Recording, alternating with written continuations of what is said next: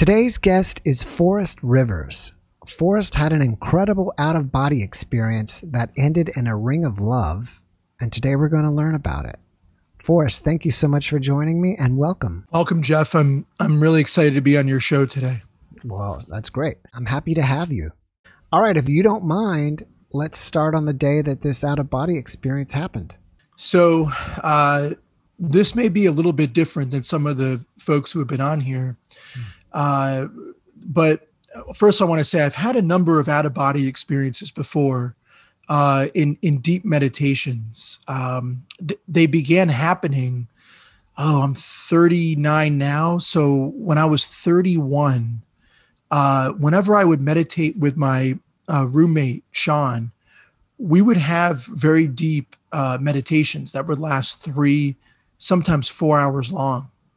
And I would have out-of-body experiences, but there's one that really stood out.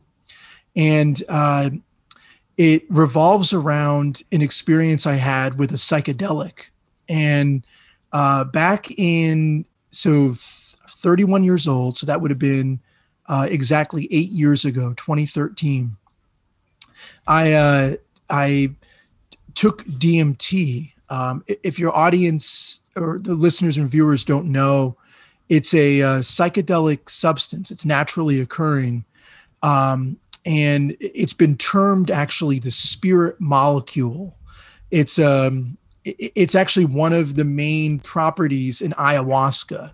So when people go on the ayahuasca retreats and they have these incredibly transformative experiences, Jeff, the DMT is actually a big, one of the key ingredients in it. So to kind of just to give you a little background. So during my day job, I'm a college professor, and I had a former student who had been involved in guiding many people through DMT trips. And he was in my class, and he approached me at semester's end. And he told me, Jeff, he was like, well, I just took a class with you. Now it's time for you to take a class with me. And I smiled, and I had known a little bit about his name, by the way, was Cameron. He would absolutely going to keep his last name sort of secretive to protect him. But Cameron approached me. He had been influenced by the likes of Graham Hancock, who's done a lot of research with psychedelics as a way to enter into a higher consciousness. And so Cameron had called himself a reverse missionary, where essentially the way he looked at it is he was introducing people who were interested in exploring the inner realms of space, the spirit. And he had a great source of DMT, and people he thought that were ready, he would approach. And he felt like, based on taking the class with me, that I would be very open to the experience. Now, up to that point, he had no idea that I had had prior out-of-body experiences, and he had no idea that I had spent a lot of time kind of cultivating a spiritual path. So I invited him over to my house one afternoon. It was about 3 or 4 days after the semester ended and grades were already in. And Cameron came over the house, and he came over with a pipe and packed it with DMT, explained to me what might happen. It's very short, by the way. A DMT trip for anybody, and I'm not advocating to do it. It's just an experience. And it lasts anywhere between 30 to 40 minutes. It's pretty fast moving. And so you have a very intense spiritual inner experience. And I also want to make the point that DMT is not meant to be done recreationally, not at all. It's meant as a spiritual pathway. So Cameron came over. We allotted an hour and a half to the experience. Before even taking the DMT, we did a meditation together. We put on our salt lamps. We put on some meditation music. He walked me through the instructions of how DMT would work and what I might experience. So my experience with it, we took 3 hits out of the pipe. And on the 3rd hit, traditionally, he explained, I would have what's called a blast off, where almost everybody who does DMT experiences an out-of-body experience.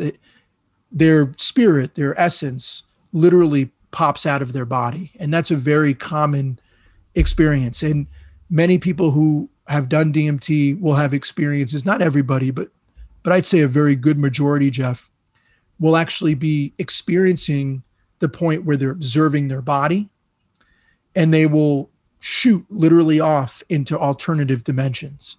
And as far out as that sounds, I have a feeling that's not that far out to your audience. Mm-hmm. It's real. And for a while, before I get in the actual experience, the details of it, some will say, oh, well, it's just a hallucination. I actually, after my own experiences with hallucinogenic mushrooms and DMT, I would say that's not what it is. Actually, what it is you're tuning into an alternative perception that you normally don't have access to under waking states of consciousness. So it's not so much what we call a hallucination is actually just we're opening ourselves up to a alternative dimension that otherwise we don't have. So after I took the 3rd hit, I had that immediate blast off experience where after I took the 3rd hit, I closed my eyes. I fell into a deeply, what might be termed a trance or a deeply meditative experience. Closed my eyes and I fell into a very deep meditation. And what happened immediately, I started feeling intense feelings of love. I thought about a current breakup I had just had and felt the suffering and the wave of wanting her forgiveness and me wanting to forgive. I thought of my dog, Abby, who's still with me today. And I thought about the feelings I have of just intense connection and communion. I thought of the earth and all my time I spend in the woods. I thought of all my best friends and my family and how much gratitude I had. So I felt all this feeling of just like pain and suffering and joy and love all mixing together. This is after that 3rd hit of DMT. And my hands began to tingle uncontrollably. My legs began to vibrate. My arms began to vibrate. My heart was vibrating, but in a way that didn't make me scared. It was all of that. I guess you might call it your heart chakra or your heart awareness opening. And I just felt tingling and intense vibrations all through my body. My head, my heart, my arms, my hands were tingling, my legs were tingling. And then all this, the more I focused my mind on all of that love that I was feeling, the gratitude, the forgiveness, the pain, the suffering, the next thing I know, I was shot out of my body. As unbelievably as that sounds, I shot out of my body. And the first thing I saw, actually, which was really strange, like really far out experience, was that I was observing, when I popped out, I observed my body. I saw my body, just the physical essence, kind of with my head down in deep meditation. And then my spirit was rising above it. Like it was like similar to what people's experiences might be with maybe the near-death experience, where people have had reports, including on your show, where they observe their own body maybe being operated on or whatever. I saw that. The difference was my body wasn't in any physical duress. It was just in a meditative state. And so my spirit, the next thing that happened is I remember seeing my body and seeing the room. I also remember seeing Cameron, the person who had led me through the DMT trip. And I remember, this sticks out to me, Jeff. I remember having absolutely no fear. You would think that if you're observing and seeing your body, it's maybe because I had prior ones before, but I had no fear at all. And I remember just feeling bliss and love and total connection. And I don't even know how to explain it. Just at that moment, I knew that whatever happens at death, there's nothing to fear. It felt like I was dying, but I wasn't dead. And there was no thing for that.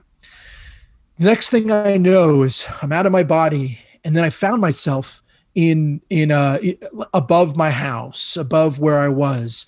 And I remember all of a sudden not knowing where I am, but I was suddenly floating, or flying more accurately, above a lake.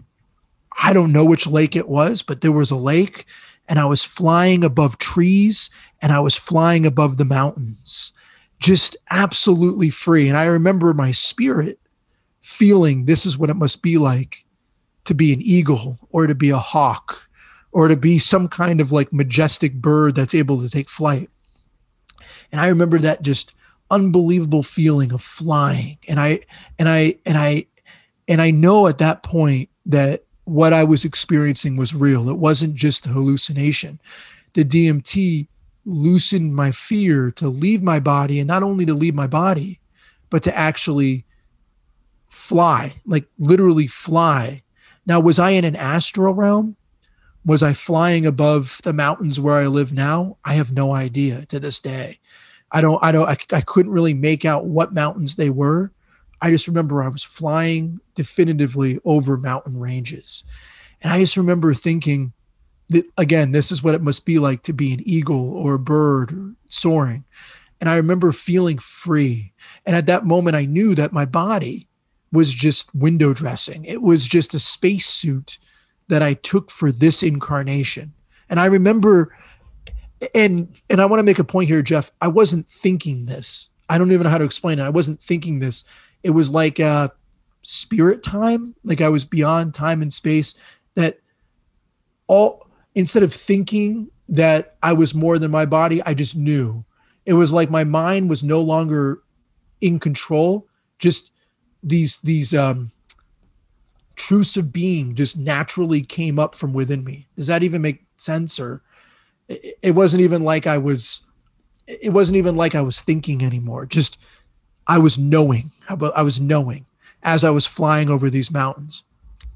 Then the most incredible thing happened. I'm still flying over these trees. I'm flying over a lake. I'm flying over the mountains. And then my spirit ended up in, I guess, the way I've internalized it, I was in another dimension of some sort, a celestial realm. All I remember was clouds. I was sitting in clouds, very similar to maybe people's depiction of what heaven might be. But it wasn't a final space. I knew that there was no such thing as a final heaven, if you will. It was one of many, countless, infinite celestial realms. And for whatever reason, that's where I wound up at that moment. And I remember just as I was flying, and all of a sudden I landed my spirit in these clouds. I was like inside a cloud. That's what it felt like, though I'm not even sure if that's what it was. It felt like I was inside clouds. And all of a sudden, the most incredible thing happened. I just call it the ring of love. I saw everybody that I had ever been friends with there. I saw my childhood friends, and everybody was standing in a big circle, like a ring. I saw childhood friends going all the way back from kindergarten. I saw old neighbors.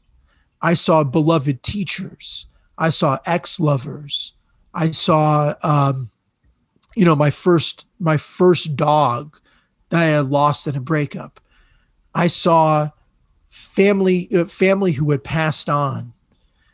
Just an unbelievable scene. And the most amazing thing to me, Jeff, was that the people who were standing in that ring were many folks who I had had falling outs with, who I had lost touch with, who I no longer talked to, who I wrote off as having no interest in the spiritual path. I felt foolish at that moment. I remember thinking, or feeling more accurately, feeling at that moment that love has no bounds, that love is truly infinite. How else to explain the fact that all the people, that even people I had falling outs with, I felt nothing but love and forgiveness and acceptance, and they felt the same thing to me. I mean, these are people I hadn't seen in 15 years, in 20 years, and, who I'd had ugly falling outs with, and everything was okay. Well, as I saw all these people standing in a ring, I started walking to the ring, and everybody started smiling and rejoicing. And I remember hugging various people, old lovers, old friends, old colleagues, old teachers, and we were all just hugging and embracing. And then I took my place in this, what I call now the ring of love. And we all started doing a little dance, like as if we were spinning clockwise. And then we'd go reverse and go counterclockwise. Unbelievable experience. And then the next thing I know is I was back soaring above the same mountains, above the lakes, and I was back in my body. And the weirdest thing, Jeff, is that when I came out of the out-of-body experience, when I was back in my physical body, I came out of that meditation, and so did Cameron, who had my guide to the DMT trip. Cameron and I came out literally at the same time we came to out of our meditations. And we both looked at each other, smiled, and we both said, love is the essence of everything. We said it, the same sentence at the same time. I wonder at this point too, did Cameron have an out-of-body experience at the same time that I did? I mean, to this day, we never really got to talk about it. And the weirdest part is, Jeff, I never saw Cameron again after this experience. It's like we had this profound trip, and, it's very possible that he had nearly an identical experience on a similar plane of reality. And to this day, I don't really know how to explain that. In all my other prior out-of-body experiences, I had only left my body and observed my body, and out of my body floated around the room in the house I was at. I never traveled to alternate dimensions. That never happened until the DMT trip. So it was like an out-of-body experience amplified. Well, it sounds like you had an amazing trip. I think some people call that blasting into hyperspace. That's the terminology they use. I feel like that was blasting into hyperspace. And I really want to emphasize to the audience too, that I really don't think that was a hallucination. It felt as real to me as anything. I think there's something about DMT that helps us detach from the ego, and that allows us to truly do that. Well, I'm glad you pointed that out, because from experience of reading the comments, I'm sure there's going to be somebody going to still say, you just were hallucinating. That wasn't a real out-of-body experience. But since you've experienced it before, you can notice the difference. Am I right about that? Absolutely, 100%. And in fact, I'd point out too, when I had this out-of-body with the DMT trip, the lead up to it was exactly the same as my prior out-of-bodies, where I felt my whole body vibrating, where I felt my entire being centered on love. In all of my other out-of-body experiences, it was always love, the feelings of it that brought me to that point. In fact, the only out-of-bodies I've ever had is through intense, loving meditations. Any other kind of meditation, if it's mantra or mindfulness meditation, that'll never bring me anywhere close to an out-of-body experience. Only the loving meditations. And so when I had the DMT trip, it was the same triggers, Jeff. I felt the same love, and I felt the same overwhelming vibrations pouring through my body.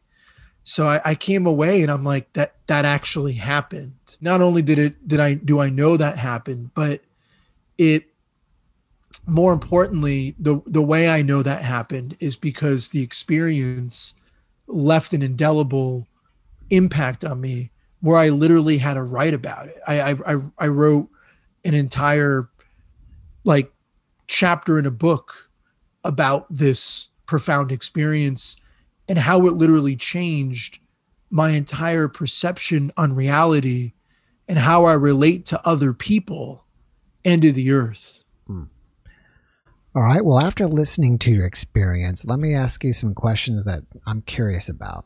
Sure. So I'm going to go back to the beginning. What class do you teach? I'm curious what the student was, what was he taking that made him think that you were a person that was ready for this journey?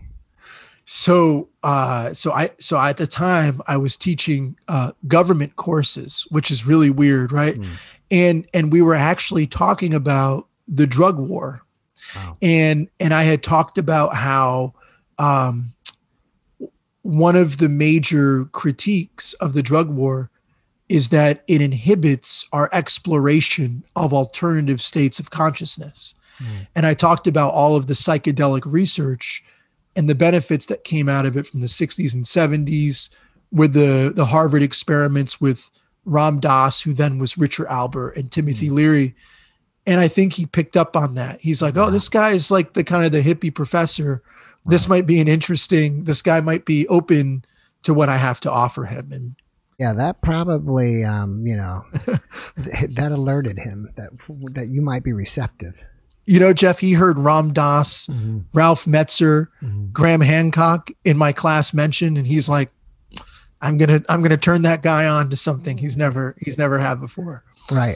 Now, I've never done this, and I'm not advocating for anybody to do this, but from the people that I've talked to or read about or watched or listened, it seems like usually the experience is like they see all kinds of psychedelic colors and geometric shapes, and it's not really, to me, described as an out-of-body experience. It's more seeing all these amazing colors and weird stuff. Some people say they see, I think I actually had a podcast guest that was a little bit different, but they see the machine elves or elves. You'll see beings from other dimensions. I mean, everybody has different experiences. I have friends who have had out of bodies during it. I've had friends actually who have traveled. This is far out, but I've had a friend who shared an experience how they traveled into the realm between birth and death and went back and actually witnessed their own birth. You have some there's some pretty far out experiences. People have had out of bodies. People, like you said, have talked to elf people or beings. There's all kinds of experiences that people have had on DMT that go well beyond just seeing psychedelic colors, or people have had experiences of being able to see the energy within other people and being able to tell their patterns. Unbelievable experiences. Right. And follow up what I was saying about my guest. Actually, he had a near-death experience, and during his NDE, he saw these elves. And then he read a book about DMT, and someone else was saying they saw the elves, which was very similar to what he saw during his NDE. So that really, I think, surprised him and wanted to learn more about that and ayahuasca. Oh, it's absolutely fascinating. And while that was my only out-of-body experience with DMT, I mean, I had plenty of other. I had one other time I tried DMT. I was meditating in the forest here in the Smoky Mountains where I live, and I heard the spirits of the Cherokee Indians all around me, and they were chanting. And that was a really different experience. It was an auditory experience. It wasn't an out of body, but it just depends on what gets triggered when you do it. At that time, it was auditory. The time with Cameron, I had the blast off and the out of body. But I, just absolutely astounding. And I think it's where you're at, Jeff. I think the spirit of DMT or the spirit of mushrooms or any other psychedelic will meet you where you are at that given moment. Right, and it's so interesting that you mentioned that, because some people do have bad experiences. I read something that they were talking about. They had a whole bunch of people do it at the same time. The fascinating thing was all these people saw the same being. They were seeing these beings. On the bad end, a whole bunch of them got PTSD after seeing those beings, and I guess they were kind of messed up. When you make the decision again to do a psychedelic, it should only, and I'm not an advocate, it's still illegal, in many places, right? But when you make that decision, it's not meant to be done recreationally. It's not meant to be done even often. There's people who have done this once, and one time is enough. Alan Watts had a brilliant quote. He said, when you pick up the phone and you receive the message, hang up. Right? There's no need to do it, a second, third, fourth time. Once you've had that kind of profound experience, then you can come do the inner work on yourself without the psychedelics. And that's an important point too. But if you're not mentally ready for it and you don't have a guide, somebody who's been through it before, like Cameron was my guide when I had that out of body experience. He had done it many times before. But if you're not ready for it mentally and spiritually, and you don't have a guide, it's not recommended to do psychedelics. That would be my humble opinion. Right. Another thing I found was interesting, when you went to the ring of all the people that you knew, I've had a podcast guest, I believe one time when he went during his NDE, and everybody he had ever met in his life was there. I mean, even just, I think, casual meeting, but everybody. That's unbelievable. That's amazing. And I'm curious too, as it sounds like, I think in his experience, all these people weren't living anymore, but it sounds like in yours, they're still living at this time, right? There were a number of people who were still living. The exceptions really were my grandparents. That's about it. Everybody else who was there were people. Actually, there was a childhood friend who had passed away, who was also there. But everybody I knew was there, which led me to believe. And again, I wasn't thinking this during the out of body. It was just something I was feeling, that when we leave the soul plane, a fractal or a piece of us stays behind, always. That's the only thing that I could conclude after the experience, that there's a fractal of us, that when our soul takes birth in a new body, and again, I'm not trying to tell people what to believe. I just personally believe in reincarnation. But when the soul reincarnates, this is what I felt after the out of body.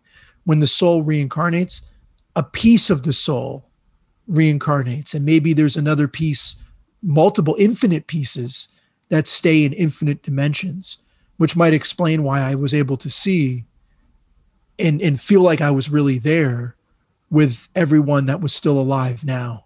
Right. And some people may say that in your ring, you were connecting with all these people's higher selves.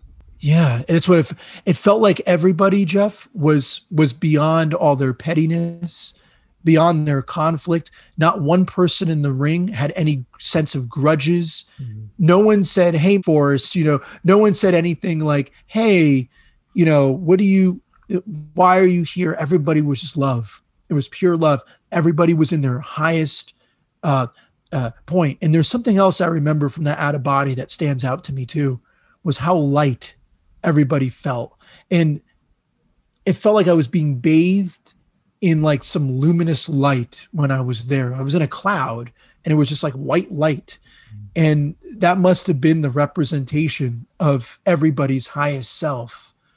Or maybe it was this spiritual plane that we were on that was at such a heightened level that everybody was just at their highest consciousness. I don't know.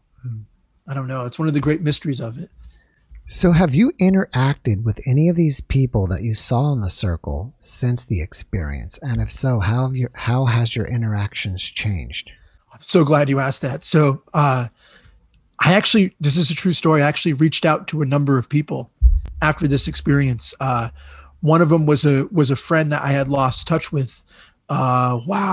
We hadn't talked since I was 23. And so after that experience, which was when I was 31, I gave him a call and I just told him, I love you. I don't really care what happened with us, from all that time back. I don't care who screwed over who or did anything. Whatever I did to you, I apologize. And what you do to me, I don't even remember, and I don't care. I love you. Mm-hmm. And we're on a different plane, and I reached out to another friend of mine too, who's much more open to what we're talking about. And I told him about the experience, and he thought it was really funny that after, we hadn't talked in 6-7 years, that experience made me call him. So yes, I can think of at least 4 people that I reached out to after that experience to get right with them. And that was one of the big messages, Jeff, that I took away from that out of body. You better get right with people. If you have a problem on this physical plane with somebody that was close to you, get over it and let it go, because the connection that you have is so beyond this physical plane. It's unbelievable. And there's no point in holding grudges, because all you're doing is holding yourself back on this journey. Mm-hmm. That's one of the big takeaways I took from that. There's no point in holding grudges. There's no point in not forgiving, and just live and let go. Do you feel like you are spiritually transformed from this experience? And if so, how? Absolutely. I feel like it gave me, I had already believed before that experience that we were all interconnected and that love was the highest and greatest force in the universe. But now I know it. And I don't mean knowing it in an egotistical, I know more than you way. I mean, I can feel it. I can feel that is truth within me, that we are all connected on a plane of awareness that transcends the physical realm. And it also became very clear to me too, that spirit knows no bounds and that love is deathless. Those are all things that I took away from that trip. And if that's not transformative, I don't know what is. That transformed me. And I'm quicker now, Jeff, to forgive and let go and not hold on to grudges. That's one thing I took away from that experience, is if I'm feeling angry at somebody, let them know. And let's move on and get past this. That's one thing that came out of it. And also, Jeff, it fortified my faith in afterlife, because whatever I experienced in that dimension, in that ring of love, was definitely some realm that we go when our bodies die.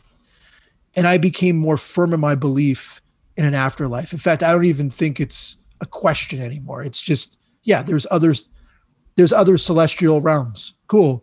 There's, are there such thing as it's that the question to me, are there other celestial realms, is like the question, do we need water to drink and survive? It's just something very, like, it became very obvious to me that, yeah, we, as the Hindus say, drop the body. And when we die, and something's dropping the body, and that's the spirit, and it's real. And I experienced that as something that is one with the body. But then when I had the out of body in that DMT trip, it is also separate from the body. It's its own being, its own essence. I believe you mentioned that you talked to 1 or 2 of your pets, or saw them also in your ring of love. Can you tell us about the connection with pets and how that affected you? Okay, so when I was there, I saw, by the way, they're both living pets in now. To the best of my knowledge, the old dog, Pua was her name, is still alive, I think. And then my beloved dog, Abby, who's actually sitting next to me right now, that connection was as strong, if not more powerful, than the connections I felt in the ring of love with all of the people I was with. In fact, my dog Abby was the first being that ran up to me when they saw me enter the ring of love. And again, all the people in the ring all took turns hugging, and we were embracing before I took my place with them. But I remember that feeling with Abby, with my dog, just being just transcendent. And I think that the feeling I had in that ring was that the souls of animals, particularly dogs, cats, are every bit as powerful, as wise, and transcendent as the human soul. In fact, I kind of came away from the out of body thinking, who's to say that the pet doesn't become a human in the next life, or the human doesn't become a pet? Who's to say? So I would say that the connection with the pets is just incredibly, you know what I got, Jeff? Pure love. When I saw the two dogs that I've had in my life, I felt pure love with them.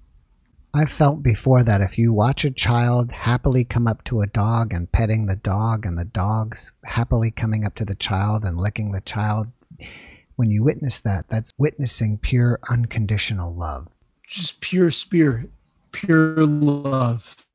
In the beginning, I mentioned that you're an author.